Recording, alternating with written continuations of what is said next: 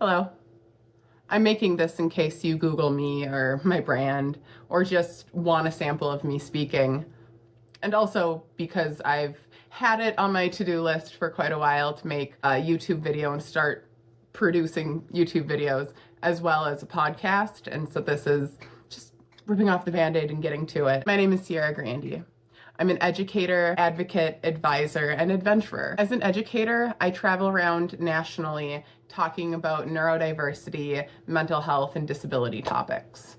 I've done keynotes, breakout room sessions, corporate wellness retreats, crisis intervention trainings. I've spoken at schools, churches. Basically, if there's a microphone and an audience who wants to hear my message, I try my best to make sure that I can make it work. My most popular presentations are neurodiversity in the workplace, or some variation of that. It ends up being customized depending on the audience.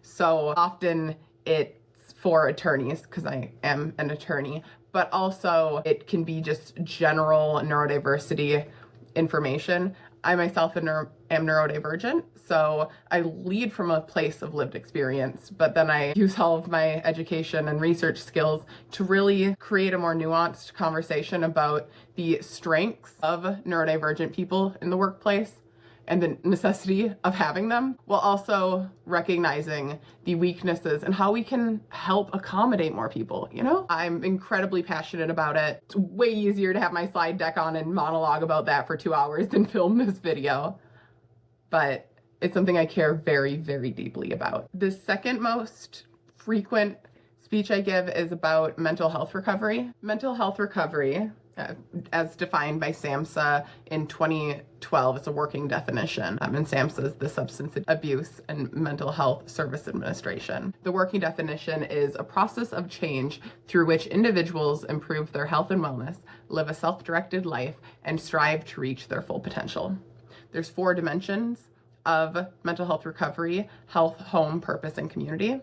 And speech I typically give on this talks about my own mental health story, which I'll briefly touch on in a moment, and then bringing in the research and the information we have on how to get more people into mental health recovery. And finally, and one of my favorites, Questify your life using gamification and positive psychology for self-satisfaction.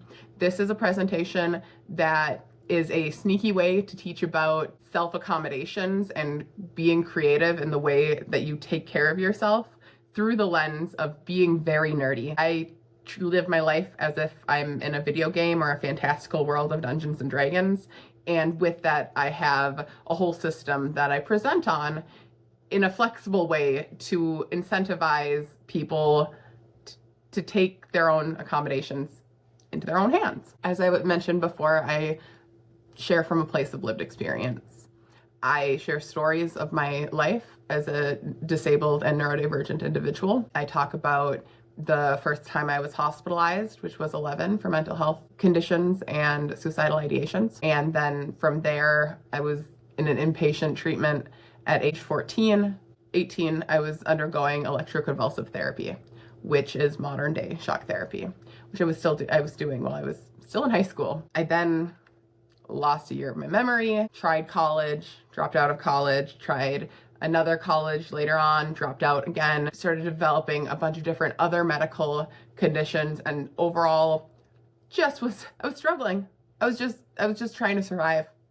And I lived that way for a very, very long time. And then I got lucky. I worked really hard. I never gave up. Well, I mean, I gave up frequently, hence all the hospitalizations, but I kept trying. And the people around me kept trying. And we were successful. We were able to find something that works. I can now say that I want to be here. I like life. I like people. It's hard often. Like, both of those things can be true. It can feel like an apocalyptic nightmare sometimes, while also I still want to participate. And so as I continued getting into mental health recovery, the journey towards mental health recovery, I've started to build up the skills. I went back to school. I got a psychology degree with an economics minor. The psychology degree made sense considering how much time I had already spent in the system. Then I took the LSAT, did quite well, and went to law school. And then in law school, I struggled I mean, law school's hard, as anyone who has went can say, but there I developed a binge eating disorder on top of all my other medical conditions that was then related to an executive function issue that I was having. I got a full neuro evaluation and found out that I had been living with ADHD and autism the entire time. And I had already been in the neurodiversity movement. I had already been researching and like trying to get as much information as I could about this really interesting topic that wasn't specifically inside the medical model. It wasn't only pathologizing the symptoms of people. Rather, it showed this more nuanced discussion about the strengths and the weaknesses of somebody with a different neurotype.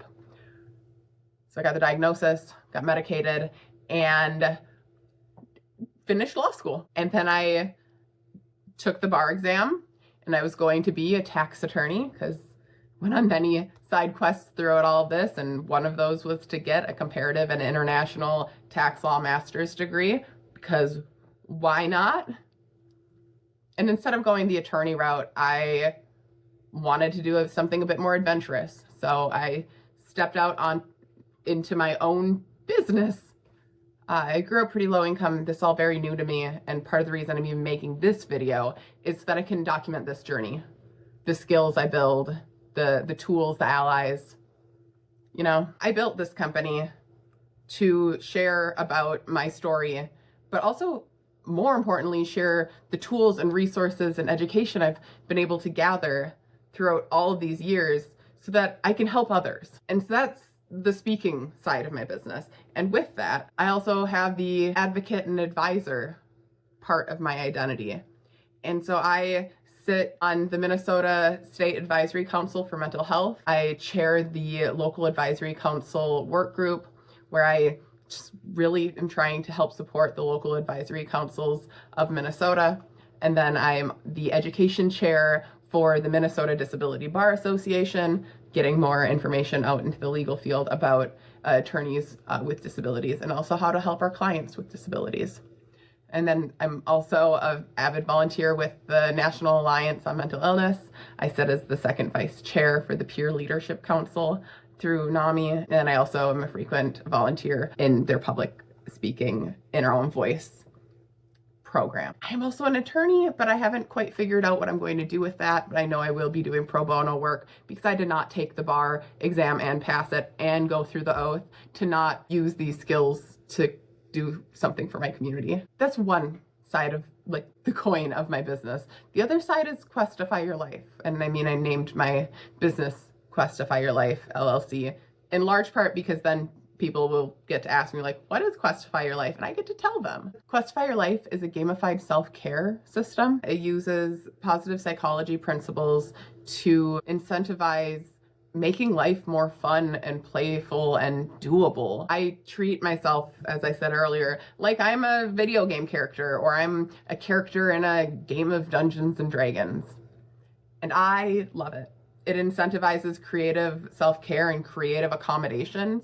It allows me to get things done without burning out so much. And it allows me to feel so like I have a little bit more control over some of the disabilities I live with and over just the chaos of the world and always being plugged into it. It's been a key part of my mental health recovery and why I've been able to get through law school and graduate with honors, and a big part of why I've been able to manage my disabilities throughout all of this. I like it. It's fun.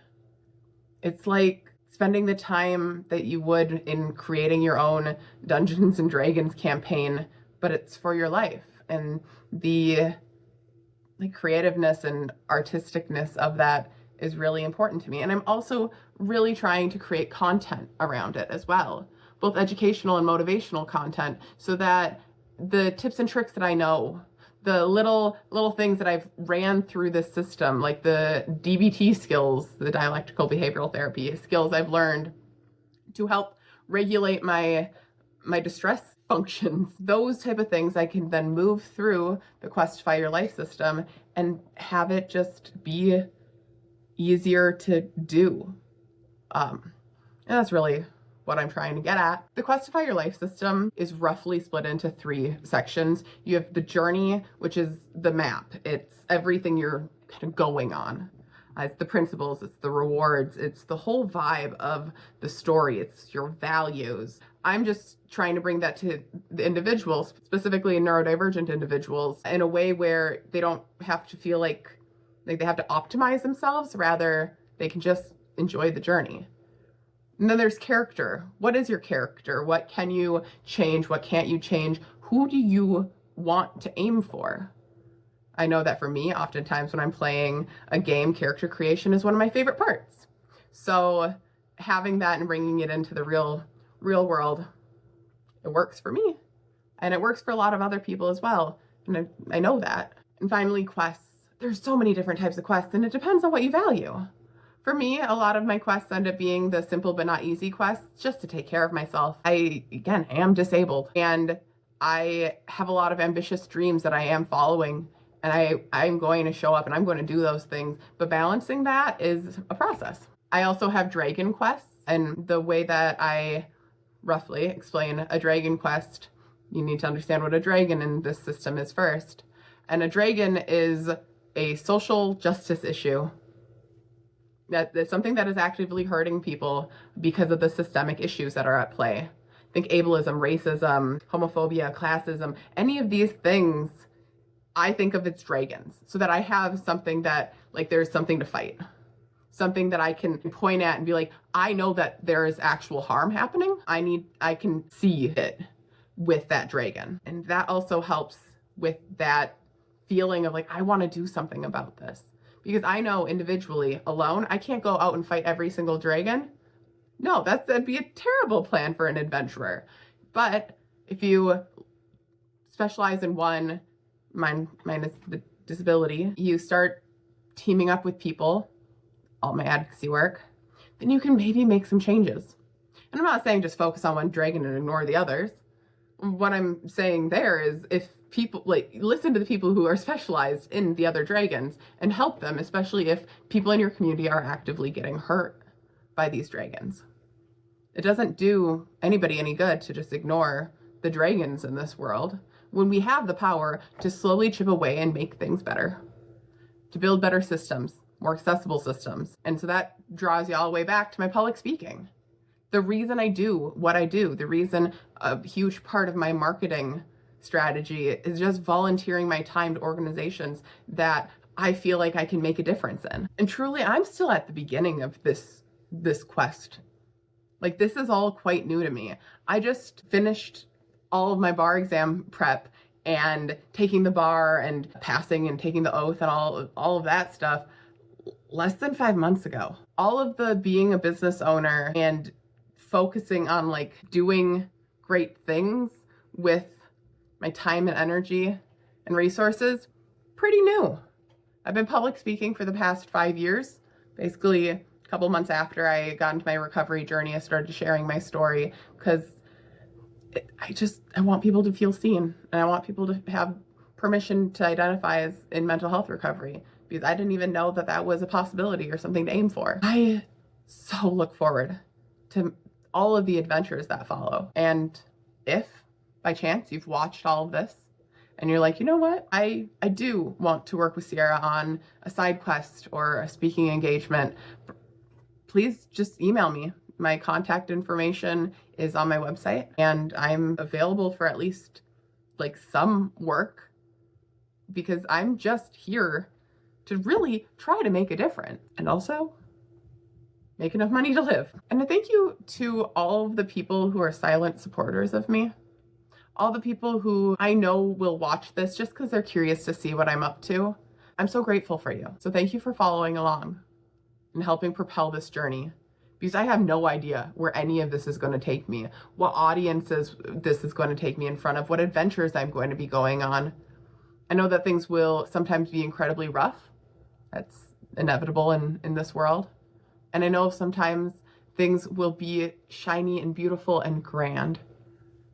And I'm truly so grateful and proud that my biggest accomplishment will be that I want to live in this world and I want to do things.